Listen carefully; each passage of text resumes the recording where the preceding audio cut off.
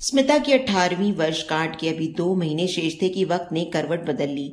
व्यवहारिक तौर पर तो उसे वयस्क होने में 2 महीने शेष थे, मगर बिन बुलाई त्रासदियों ने उसे वक्त से पहले ही वयस्क बना दिया था। मम्मी की मौत के बाद नानी ने उसकी परवरिश का जिम्मा निभाया था और कोशिश की थी कि उसे मम्मी की कमी ना खले। यह भी हकीकत है कि हर रिश्ते की अपनी अलग अहमियत होती है। लाचार लोग एक पैर से चलकर जीवन को पार लगा देते हैं, किंतु जीवन की जो रफ्तार दोनों पैरों के होने से होती है, उसकी बात ही अलग होती है। ठीक इसी तरह एक रिश्ता दूसरे रिश्ते के ना होने की कमी को पूरा नहीं कर सकता। वक्त के तकाजों ने स्मिता को एक पार्सल में तब्दील कर दिया था। मम्मी की मौत के बाद उसे नानी के पास पहुंचा दिया गया और नानी के गुजरने के बाद इकलौती मौसी के यहाँ। मौसी के दोनों बच्चे उच्च शिक्षा के लिए दूसरे शहरों में रहते थे, अतएव वह स्मिता के आने से खुश जान पड़ती थी। स्मिता के बहुत सारे मित्रों के 18वें जन्मदिन धूमधाम से मनाए जा चुके थे। बाकी बच्चों के आने वाले महीनों में मनाए जाने वाले थे। वे सब मौका मिलते ही अपना अपना बर्थडे सेलिब्रेट प्लान करते थे। तब स्मिता बस गुमसुम बैठी उन्हें सुनती रहती थी। उसने भी बहुत बार काल्पनिक लोक में भांति भांति विचरण किया था अपने जन्मदिन की पार्टी के सेलिब्रेशन को लेकर, मगर अब बदले हालात में वह कुछ खास करने की तो न सोच सकती थी और न ही किसी से कोई उम्मीद लगा सकती थी। 2 महीने गुजरे और उसकी खास सालगिरह का सूर्योदय भी हुआ, मगर नानी की हाल ही में हुई मौत के बादलों से घिरे माहौल में सालगिरह उमंग की ऊष्मा ना बिखेर सकी। स्मिता सुबह उठकर रोज की तरह कॉलेज के लिए निकल गई। शाम को घर वापस आई तो देखा कि किचन टेबल पर एक भूरे रंग का लिफाफा रखा था। वह लिफाफा उठाकर दौड़ी दौड़ी मौसी के पास आई। लिफाफे पर भेजने वाले का नाम पता नहीं था और ना ही कोई पोस्टल मुहर लगी थी। मौसी, ये कहाँ से आया? उसने आंगन में कपड़े सुखाने डाल रही मौसी से पूछा। उस पर तो तुम्हारा ही नाम लिखा है स्मिता, खोलकर क्यों नहीं देख लेती? स्मिता ने लिफाफा खोला तो उसके अंदर भी थोड़े छोटे आकार के कई सफेद रंग के लिफाफे थे। उन पर कोई नाम नहीं था, बस बड़े बड़े अंकों में गहरी नीली स्याही से अलग अलग तारीखें लिखी थी। तारीखों को गौर से देखने पर उसे पता चला कि ये तारीखें भविष्य में अलग अलग बरसों में पड़ने वाले उसके कुछ जन्म दिवस की हैं। खुशी की बात यह थी कि एक लिफाफे पर आज की तारीख भी थी। स्मिता ने प्रश्नवाचक निगाहों से मौसी को निहारा तो वे मुस्कुरा भर दी जैसे उन्हें कुछ पता ही नहीं।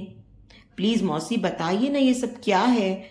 ऐसा तो हो ही नहीं सकता कि आपको इसके बारे में कुछ खबर ही ना हो।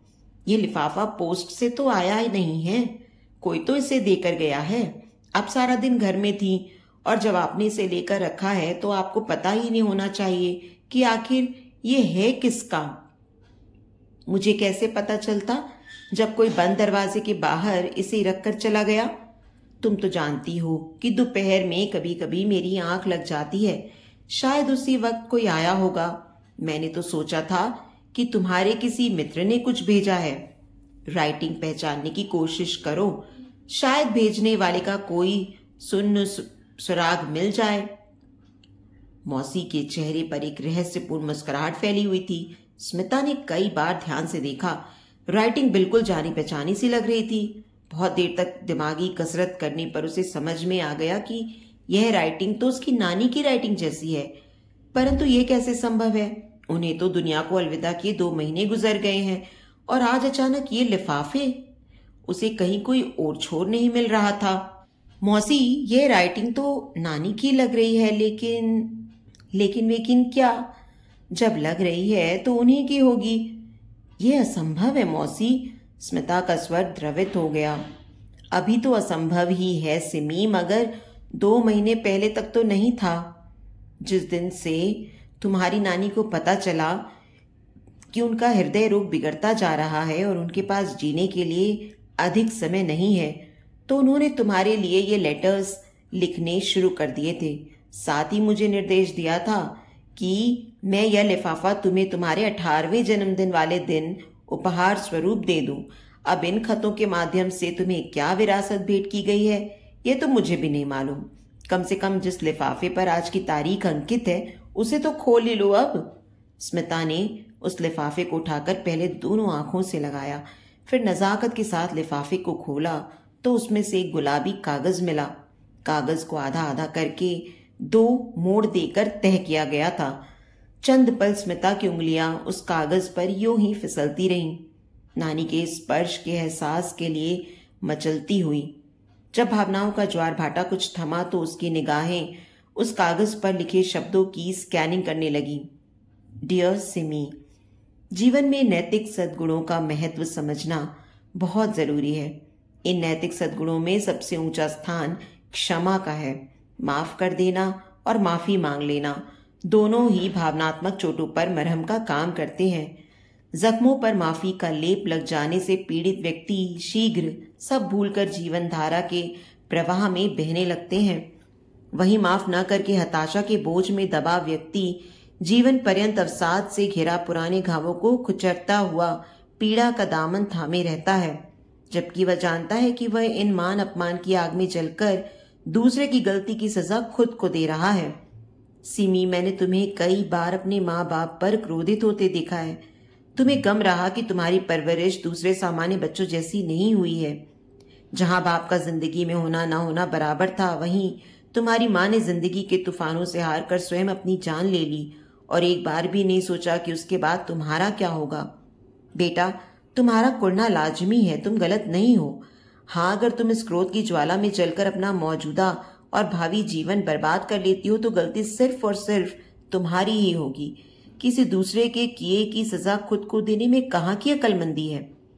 मेरी बात को तसल्ली से बैठकर समझने की चेष्टा करना और एकदम से ना सही तो कम से कम अगले जन्मदिन तक धीरे धीरे उस पर अमल करने की कोशिश करना। बस यही तोहफा है मेरे पास तुम्हारे इस खास दिन पर तुम्हें देने के लिए। ढेर सारा प्यार, नानी। वक्त तेजी से आगे बढ़ रहा था। स्मिता अब इंजीनियरिंग के आखिरी साल में थी और अपनी इंटर्नशिप में मशगूल थी। वह जिस कंपनी में इंटर्नशिप कर रही थी, ऋषभ भी वहीं कार्यरत था। कम समय में ही दोनों में गहरी मित्रता हो गई। बीते सालों में स्मिता ने नानी से 18वें जन्मदिन पर मिले सौगाती खत को अनगिनत बार पढ़ा था। क्यों न पढ़ती, ये कोई मामूली खत नहीं था, भाववाहक था नानी का। अक्सर सोचती कि काश नानी ने उसके हर दिन के लिए एक खत लिखा होता तो कुछ और ही मजा होता। नानी के लिखे एक एक शब्द ने मन के जख्मों पर चंदन के लेप का काम किया था। उस आधे पन्ने के पत्र की अहमियत किसी एक्सपर्ट काउंसलर के साथ हुए 10 सेशन की काउंसलिंग के बराबर साबित हुई थी। अब स्मिता के मस्तिष्क में बचपन में झेले सदमों के चलचित्रों की छवि धूमिल सी होकर मिटने लगी थी। मम्मी पापा की बेमेल व कलहपूर्ण मैरिड लाइफ, पापा के जीवन में वो की एंट्री और फिर रोज रोज की जिल्लत से खिन मम्मी का फांसी पर झूलकर जान दे देना। थर थर कांपती थी वह डरावने सपनों के चक्रवात में फंसकर। नानी के स्नेह की गर्मी का लिहाफ उसकी कपकपाहट को जरा भी कम नहीं कर पाया था। नानी जब तक जिंदा रही लाख कोशिश करती रही उसकी चेतना से गंभीर प्रतिबिंबों को मिटाने की, मगर जीते जी उन्हें अपने प्रयासों में शिकस्त के अलावा कुछ हासिल न हुआ। शायद यही दुनिया का दस्तूर है कि हमें प्रियजनों के मशवरे की कीमत उनके जाने के बाद में समझ आती है। ऋषभ और स्मिता का परिचय अगले सोपान पर चढ़ने लगा था। बिना कुछ सोचे वह ऋषभ के रंग में रंग गई। कमाल की बात थी कि जहां इंटर्नशिप के दौरान ऋषभ उसके दिल में समाता जा रहा था तो दूसरी तरफ इंजीनियरिंग के पेशे से उसका दिल हटता जा रहा था। वह ऑफिस आती थी ऋषभ से मिलने की कामना में, अपने पेशे की पेचीदगियों में सिर खपाने के लिए नहीं। ट्रेनिंग बोझ लग रही थी उसे। अपने काम से इतनी ऊब होती थी कि वो ऑफिस आते ही लंच ब्रेक का इंतजार करती और लंच ब्रेक खत्म होने पर शाम के 5 बजने का। कुछ सहकर्मी तो उसे पीठ पीछे क्लॉक वॉचर पुकारते थे। जाहिर था कि स्मिता ने प्रोफेशन चुनते समय अपने दिल की बात नहीं सुनी। मित्रों की देखा देखी एक भेड़ चाल का हिस्सा बन गई। सबने इंजीनियरिंग में प्रवेश लिया तो उसने भी ले लिया। उसने जब अपनी उलझन ऋषभ से बयां की तो सपाट प्रतिक्रिया मिली, अगर तुम्हें इस प्रोफेशन में दिलचस्पी नहीं सिमी तो मुझे भी तुम में कोई रुचि नहीं। ऐसा ना कहो ऋषभ, प्यार से कैसी शर्त? शर्तें हर जगह लागू होती हैं सिमी। कुदरत ने भी दिमाग का स्थान दिल से ऊपर रखा है। मुझे तो अपने लिए इंजीनियरिंग जीवन संगिनी ही चाहिए। यह सुनकर स्मिता होश खो बैठी थी। दिल आखिर दिल है, कहां तक खुद को संभाले। एक बार फिर किसी प्रियजन को खोने की कगार पर खड़ी थी। कैसे सहेगी वह ये सब, कैसे जूझेगी इन हालात से बिना कुछ गवाए। अगर वह ऋषभ की शर्त स्वीकार लेती है तो क्या उस कैरियर में जान डाल पाएगी जिसमें उसका किंचित रुझान नहीं है। उसके एक तरफ कुआं तो दूसरी तरफ खाई थी। कूदना किसमें है उसे पता नहीं था। अगले महीने फिर स्मिता का खास जन्मदिन आने वाला था। खास इसलिए क्योंकि नानी ने अपने खत की सौगात छोड़ी थी इस दिन के लिए भी। बड़ी मुश्किल से दिन कट रहे थे। उसका धीरज छूट रहा था। जन्मदिन की सुबह का इंतजार करना भारी हो रहा था। बेसब्री उसे अपने आगोश में लेकर उसके चेतन पर हावी हो चुकी थी। अतः उसने जन्मदिन की सुबह का इंतजार नहीं किया। जन्मदिन की पूर्व रात्रि पर जैसे ही घड़ी ने रात के 12 बजाए, उसने नानी के दूसरे नंबर के लेगेसी लेटर का लिफाफा खोल डाला। लिखा था, डियर सिमी, जल्दी तुम्हारी इंजीनियरिंग पूरी हो जाएगी। बहुत तमन्ना थी कि तुम्हें डिग्री लेते देखूं, मगर कुदरत को यह मंजूर न था। खैर, जो प्रारब्ध है वह है। आओ कोई और बात करते हैं। तुमने कभी नहीं पूछा कि मैंने तुम्हारा नाम स्मिता क्यों रखा। जीते जी मैंने भी कभी बताने की जरूरत नहीं समझी। सोचती रही जब कोई बात चलेगी तो बता दूंगी। कमाल की बात है ना कि कभी कोई जिक्र चला ना। नहीं, मैंने यह राज खोलने की जहमत उठाई। तुम्हारे 21वें जन्मदिन पर मैं यह राज खोलूंगी। आज के लिए इसी को मेरा तोहफा समझना। हाँ, तो मैं कह रही थी कि मैंने तुम्हें स्मिता नाम क्यों दिया। असल में तुम्हारे पैदा होने के पहले मैंने कई फीमेल नामों के बारे में सोचा, मगर उनमें से ज्यादातर के अर्थ निकलते थे कोमल, सुघड़, खूबसूरत वगैरह वगैरह। मैं नहीं चाहती थी कि तुम इन शब्दों का पर्याय बनो। ये पर्याय हम औरतों को कमजोर और बुजदिल बनाते हैं, कछुए की तरह एक कवच में सिमटने को मजबूर करते हैं। औरत एक शरीर के अलावा भी कुछ होती है। तुम देवी बनने की कोशिश भी न करना और ना ही किसी को ऐसा सोचने का हक देना। बस अपने सम्मान की रक्षा करते हुए इंसान बने रहने का हक ना खोना। मैं तुम्हें सुबह खिलकर शाम को बिखरते हुए नहीं देखना चाहती। मेरी आकांक्षा है कि तुम जीवन की हर परीक्षा में मुस्कुराती रहो। यही वजह थी कि मैंने तुम्हें स्मिता नाम दिया। स्मिता अर्थात हमेशा मुस्कुराने वाली। अपनी शिकस्त से सबक सीखकर आगे बढ़ो। शिकस्त को नासूर बनाकर अनमोल जीवन को बर्बाद मत करो। जिस काम के लिए मन गवाही न दे उसे कभी मत करो। वह कहते हैं ना कि सांझ के मरे को कब तक रोएंगे। बेटा, जीवन संघर्ष का ही दूसरा नाम है। मेरा विश्वास है तुम अपनी माँ की तरह हौसला नहीं खोगी। हार और जीत के बीच सिर्फ अंश भर का फासला होता है, तो फिर जिंदगी की हर जंग जीतने के लिए पूरा दम लगाकर क्यों न लड़ा जाए।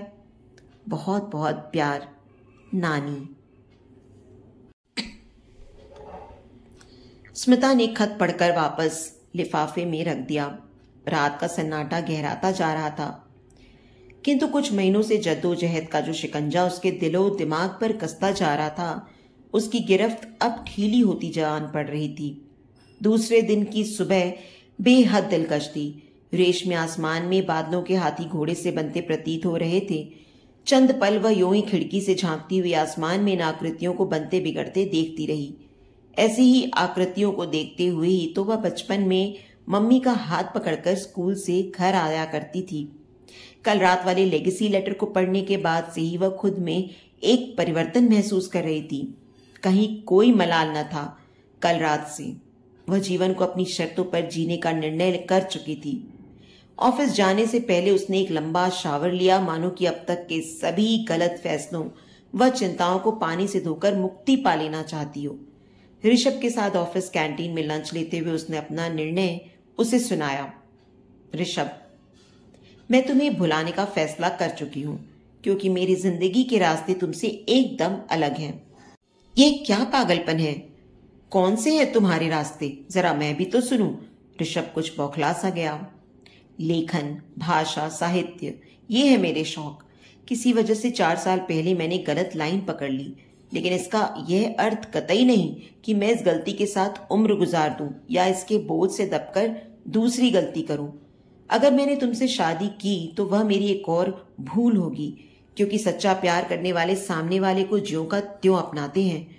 उन्हें अपने सांचे में डालकर अपनी पसंद और अपने तरीके उन पर नहीं थोपते। भेजा फिर गया है तुम्हारा, जो समझ आए करो मेरी बला से। तमतमाया ऋषभ लंच बीच में ही छोड़कर तेजी से कैंटीन से बाहर निकल गया। स्मिता ने कोई प्रतिक्रिया व्यक्त नहीं की, इत्मीनान से अपना लंच खत्म करने में मशगूल रही। स्मिता हर संघर्ष से निपटने को तैयार थी। सच ही तो लिखा था नानी ने कि सांझ के मरे को कब तक रोएंगे। गलत शादी, गलत कैरियर में फंसकर जिंदगी दारुण मोड़ पर ही चली जानी थी। वह इस अंधे मोड़ के पहले ही सतर्क हो गई। स्मिता, नानी ने तुम्हारे लिए कुछ पैसा फिक्स डिपॉजिट में रखवाया था। अब तक मैं इस पॉलिसी को 2 बार रिन्यू करा चुकी हूँ, पर सोचती हूँ अब अपनी जिम्मेदारी तुम खुद उठाओ और ये रकम लेकर अपने तरीके से इन्वेस्ट करो। एक शाम मौसी ने कहा। जैसा आप चाहो मौसी, अगर आप ऐसा चाहती हैं तो ठीक है। स्मिता अब काफी हद तक आत्मनिर्भर हो चुकी थी। अब तक उसके 2 उपन्यास छप चुके थे। एक पर उसे बुकर प्राइज मिला था तो दूसरे उपन्यास ने भी इस साल सबसे ज्यादा प्रतिलिपियां बिकने का कीर्तिमान स्थापित किया। अब उसे खुद के नीड़ की तलाश थी। मौसी के प्रति वह कृतज्ञ थी, पर उम्र भर उन पर निर्भर रहने का उसका इरादा न था। बहुत दिन हो चुके थे उसे लेखन साधना में खोए हुए। कुछ सालों से वह सिर से पांव तक काम में इतना डूबी रही कि स्वयं को पूरी तरह नजरअंदाज कर बैठी थी। इस बार उसने 21वें जन्मदिन पर खुद को ट्रीट देने का फैसला किया। तमाम टूर पैकेजेस देखने समझने के बाद उसे कुल्लू मनाली का विकल्प पसंद आ गया। कुछ दिन बस खुद के लिए, कहीं बिल्कुल अलग, कोलाहल से दूर। साथ में होगा तो बस नानी का 21वें जन्मदिन के लिए लिखा गया सौगाती खत। डियर सिमी, अपनी उम्र का एक बड़ा हिस्सा आंसुओं में डुबोने के बाद मैंने जाना कि 2 प्रकार के व्यक्तियों से कोई संबंध ना रखो, मूर्ख और दुष्ट। इन श्रेणी के लोगों को न तो कुछ समझाने की चेष्टा करो, न ही उनसे कोई तर्क वितर्क करो। मानो या ना मानो, तुम उनसे कभी नहीं जीत पाओगी। ऐसे आदमी से नाता ना जोड़ो जिसकी पहली, दूसरी, तीसरी और आखिरी प्राथमिकता वह खुद हो। ऐसे व्यक्तियों के जीवन के शब्दकोश में मैं सर्वनाम के अतिरिक्त कोई दूसरा लफ्ज ही नहीं होता। अहम के अंकुर से अवसाद का वट वृक्ष पनपता है। अहम से मदहोश व्यक्ति अपने शब्द और अपनी सोच को अपने आसपास के लोगों पर एक कानून की तरह लागू करना चाहता है। ऐसे लोगों से नाता जुड़ने के बाद दूसरों को रोज बिखर कर खुद को रोज समेटना पड़ता है। तब कहीं जाकर जीवन नैया किनारे लग पाती है। जोड़े तो ऊपर से बनकर आते हैं, जमीन पर तो सिर्फ उनका मिलन होता है। यह निराधार थ्योरी गलत शादी में फंस के दिल को समझाने के लिए अच्छी है, किंतु मैं जानती हूं तुम्हारे जैसी बुद्धि जीवी कोरी मान्यताओं को बिना तार्किक सत्यता के स्वीकार नहीं कर सकती। ना ही मैं तुमसे ऐसी कोई उम्मीद करती हूँ। बेटा, मेरी खुशी तो इसमें होगी कि तुम वे बेड़ियां तोड़ने की हिम्मत रखो जिनका मंगलसूत्र पहनकर तुम्हारी माँ की सांसें घुटती रहीं और आखिर में वही मंगलसूत्र उसके गले का फंदा बनकर उसकी जान ले गया। तुम्हारा बाप तुम्हारी माँ की जिंदगी में था, मगर उसके अकेलेपन को बढ़ाने के लिए। डियर सिमी, शादी का सीधा संबंध भावनात्मक जुड़ाव से होता है। जब यह भावनात्मक बंधन ही न हो तो वह शादी खुद ब खुद अमान्य हो जाती है। ऐसी शादियां और कुछ भी नहीं, बस सामाजिकता की मुहर लगा हुआ बलात्कार मात्र होती हैं। यह कैसा गठबंधन है जहां सांसें भी दूसरों की मर्जी से लेनी पड़े। अगर हालातवश ऐसे रिश्तों में कभी फंस भी जाओ तो अपने आसपास उगाए अवांछित रिश्तों की नागफनियों को काटने का साहस भी रखो, अन्यथा ये नागफनियां तुम्हारे पांव को लहूलुहान करके तुम्हारी ऊंची कुलाचे लेने की शक्ति खत्म कर देगी। साथ ही तुम्हें जीवन भर के लिए मानसिक तौर पर पंगु बना देंगी। ढेर सारा प्यार, तुम्हारी नानी। कुल्लू की वादियों में झरने के किनारे एक चट्टान पर बैठी स्मिता की आंखों से अचानक आंसू झरने लगे। जाने क्यों आज ऋषभ की याद आ रही थी। शायद यह इन शोक नजारों का असर था कि मन मचलने लगा था किसी के सानिध्य के लिए। नाम पैसा कमाकर भी वह कितनी अकेली थी, या फिर यह अकेलापन उसकी सोच का खेल था। वह अकेली कहाँ थी? उसके साथ थे हजारों लाखों प्रशंसक। क्यों याद कर रही है वह ऋषभ को? क्यों चाहिए था उसे किसी मर्द का संबल? ऐसा क्या था जो वह खुद नहीं कर पाई? क्या ऋषभ भी उसके बारे में सोचता होगा? ऐसा होता तो वह 10 साल पहले ही उसे ठोकर न मार गया होता। दोष क्या था उसका? सिर्फ इतना कि वह इंजीनियरिंग नहीं, लेखन में आगे बढ़ना चाहती थी। कौन जानता है ऋषभ को आज की तारीख में वहीं वह खुद लेखन के क्षेत्र का प्रमुख हस्ताक्षर बनकर शोहरत का पर्याय बन चुकी थी। बड़ा गुमान था ऋषभ को अपने काबिल इंजीनियर होने पर। लकीर का फकीर कहीं का, मध्यवर्गीय मानसिकता का शिकार, जिन्हें सिर्फ इंजीनियरिंग और कुछ दूसरे इसी तरह के प्रोफेशन ही समझ में आते हैं। लेखन, संगीत और आर्ट उनकी सोच से परे की बातें होती हैं। नहीं चाहिए था उसे दिखावे का हीरो अपनी जिंदगी में। रही बात अकेलेपन की, तो राहें और भी थीं। उसने निश्चित कर लिया था कि वह दिल्ली लौटकर किसी अनाथ बच्ची को अपना लेगी, गोद लेकर उसे अपना उत्तराधिकारी, अपने सूने आंगन की खुशबू बना लेगी। खुशबू को स्मिता के आंगन में महकते हुए करीब 10 साल हो गए थे। जिस दिन स्मिता किसी बच्चे की तलाश में अनाथ आश्रम पहुंची थी, तो उस 4-5 साल की पोलियोग्रस्त बच्चे की याचक दृष्टि उसके दिल को भीतर तक भेद गई थी। उस रात आंखों से नींद की जंग चलती रही थी। सारी रात करवटें लेते लेते बदन थक गया था। दूसरे दिन बिना विलंब किए अनाथ आश्रम पहुंच गई स्मिता, जरूरी औपचारिकताएं पूरी करने के लिए। अगले कुछ महीनों तक गंभीर कागजी कार्यवाही को पूरा करने के बाद वह कानूनी तौर पर खुशबू को अपनी बेटी का दर्जा देने में कामयाब हो गई। हैरान रह गई थी स्मिता दुनिया का चलन देखकर। तब किसी ने छीटाकशी की कि उसका दिमाग खराब हो गया है, जो वह यह फालतू का काम कर रही है। किसी ने यहां तक कह दिया कि यदि वह एक संस्कारित खानदानी परिवार का खून होती तो मर्यादा में रहकर शादी करके अपने बाल बच्चे पाल रही होती। कुछ और लोगों के एक्सपर्ट कमेंट थे कि वह शोहरत पाने की लालसा में यह सब कर रही है। मात्र उंगलियों पर गिनने लायक ही लोग थे जिन्होंने उसके इस कदम की दिल से सराहना की थी। खैर, कोई बात नहीं। नेकी और बदी की जंग का दस्तूर जहां में सदियों पुराना है। बरसों के लंबे इलाज और फिजियोथेरेपी सेशंस के बाद खुशबू काफी हद तक स्वस्थ हो गई थी। गजब का आत्मविश्वास था उसमें। उसकी हर पेंटिंग में जीवन रमता था। वह हर समय इंद्रधनुषी रंग कैनवस पर बिखेरती हुई उमंगों से भरपूर खूबसूरत चित्र बनाती। शरीर की विकलांगता, अनाथ आश्रम में बीता कोमल बचपन, दोनों उसकी उमंगों के वेग को बांध न सके थे। खुशबू के प्रयासों की महक से स्मिता की जीत का मान बढ़ता ही चला गया। अपनी शर्तों पर नेकी के साथ जिंदगी जीते हुए दोनों जहां की खुशियां पाली थी स्मिता ने, और अपने नाम को सार्थक कर दिखाया था। आज रात वह अपना 50वां जन्मदिन मनाने वाली थी, नानी के आखिरी सौगाती खत को खोलकर। डियर सिमी, तुम अब तक उम्र के 50 वसंत देख चुकी होगी और अपने रिटायरमेंट में स्थिर होने की सोच रही होगी। यह वह उम्र है जिसे जीने का मौका तुम्हारी माँ को कुदरत ने नहीं दिया था। इसलिए मुबारक हो बेटा, वक्त तुम पर हमेशा मेहरबान रहे। तुम्हारे मन में शायद अध्यात्म और तीर्थ के ख्याल भी आते होंगे। ऐसे ख्याल कई बार स्वेच्छा अनुसार आते हैं और कई बार इस दिशा में दूसरों के दबाव में भी सोचना पड़ता है। विशेष तौर पर महिलाओं से इस तरह की अपेक्षा जरूर की जाती है कि उनका आचरण पूर्णतया धार्मिक हो। यूं तो धर्म एक बहुत ही व्यक्तिगत मामला है, फिर भी धर्म में रुचि न रखने वाली स्त्रियों पर असंस्कारित होने की मुहर लगा दी जाती है। मैं तुमसे कहूंगी कि ये सब बकवास है। मैंने अपने जीवन में अनेक ऐसे महात्मा, मुल्ला और पादरियों के बारे में पढ़ा और सुना है जो धर्म की आड़ में हर तरह के घृणित कृत्य करते रहे और दूसरों के बूते पर ऐशो आराम की जिंदगी जीते हैं। ज्यादा दूर क्यों जाएं, मैंने तो स्वयं तुम्हारे नाना को ये सब पाखंड करते देखा है।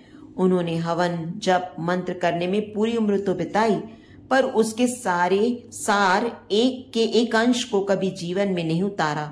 दूसरों को प्रताड़ना देना ही उनके जीवन का एकमात्र उद्देश्य और उपलब्धि था। अब तुम ही बताओ, ये कैसा पूजा पाठ और कर्म कांड जिसमें आडंबर करने वाले के स्वयं के कर्म और कांड ही सही नहीं है। तो डियर सिमी, कहने का सार मेरा यह है कि धर्म, पूजा पाठ कभी भी मन की शुद्धता के प्रमाण नहीं होते। मन की शुद्धता होती है अच्छे कर्मों में, अपने से कमजोर का संबल बनने में। बाकी सब तो तुम्हारे अपने ऊपर है। पर एक वचन मैं भी तुमसे लेना चाहूंगी और मुझे पूरा भरोसा है कि तुम मुझे निराश नहीं करोगी। बेटी, यह शरीर नश्वर है। जो भी दुनिया में आया उसे जाना ही है। इस शरीर का महत्व तभी तक है जब तक इसमें जान है। जान निकलने के बाद खूबसूरत से खूबसूरत जिस्म भी इतना विभत्स लगता है कि मृतक के परिजन भी उससे छूने से डरते हैं। जीते जी हम दुनिया के फेर में इस कदर फंसे होते हैं कि कई बार चाहकर भी कुछ अच्छा नहीं कर पाते। मौत में हम सारी बंदिशों से आजाद हो जाते हैं। तो फिर क्यों ना कुछ इंसानियत का काम कर जाएं और दूसरों को भी इंसान बनने का हुनर सिखा जाएं। डियर सिमी, संक्षेप में मेरी बात का अर्थ है कि जैसे मैंने किया था वैसे ही तुम भी मेरी तरह मृत्यु के बाद अंगदान की औपचारिकताएं पूरी कर देना। मुझे नहीं लगता कि तुम्हारे 50वें जन्मदिन को मनाने का इससे श्रेष्ठतर तरीका कोई और हो सकता है। बस आज के लिए इतना ही सिमी। तबीयत आज कुछ ज्यादा ही नासाज है। ज्यादा लिखने की हिम्मत नहीं हो रही। लगता है अब जान निकलने ही वाली है। कोशिश करूंगी, मगर फिलहाल तो ऐसा ही महसूस हो रहा है कि यह मेरा आखिरी खत होगा तुम्हारे लिए। सदा सुखी रहो मेरी बच्ची, नानी। स्मिता ने पत्र को सहेज कर सुनहरे रंग के कार्डबोर्ड बॉक्स में नानी के अन्य पत्रों के साथ रख दिया। इन सभी पत्रों को आबद्ध करा कि वह खुशबू के 18वें जन्मदिन पर भेंट करेगी। स्मिता अब तक एक बहुत ही सफल लेखिका थी। उसके लिखे उपन्यासों पर कई दूरदर्शन चैनल धारावाहिक बना चुके थे। ट्रॉफी और अवार्ड्स के उसके ड्राइंग रूम का शोकेस पूरी तरह भर चुका था।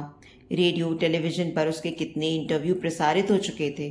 देश भर की पत्र पत्रिकाएं भी उसके इंटरव्यू छापने का गौरव ले चुकी थी। इन सभी साक्षात्कारों में एक प्रश्न हमेशा पूछा गया कि अपनी लिखी किताबों में उसकी पसंदीदा किताब कौन सी है, और इस सवाल का एक ही जवाब उसने हमेशा दिया था, मेरी नानी के लिखे विरासती खत ही मेरे जीवन की पसंदीदा किताब है, और मेरी इच्छा है कि मैं अपनी बेटी के लिए भी ऐसी ही विरासत छोड़कर जाऊं जो कमजोर पलों में उसका उत्साह वर्धन कर उसका जीवन पथ सुगम बनाए। वह लकीर की फकीर न बनकर अपनी एक स्वतंत्र सोच का विकास करे। तो दोस्तों, आपको ये कहानी कैसी लगी मुझे कमेंट बॉक्स में जरूर बताएं। कहानी अच्छी लगी हो तो प्लीज इसे लाइक करें और अपने दोस्तों और परिवार के साथ भी शेयर करें। आगे भी इसी तरह और अच्छी कहानियां सुनने के लिए मेरे चैनल को सब्सक्राइब करें और नोटिफिकेशन बेल को भी जरूर दबाएं ताकि अगली कहानी का अपडेट सबसे पहले आपको मिले। धन्यवाद।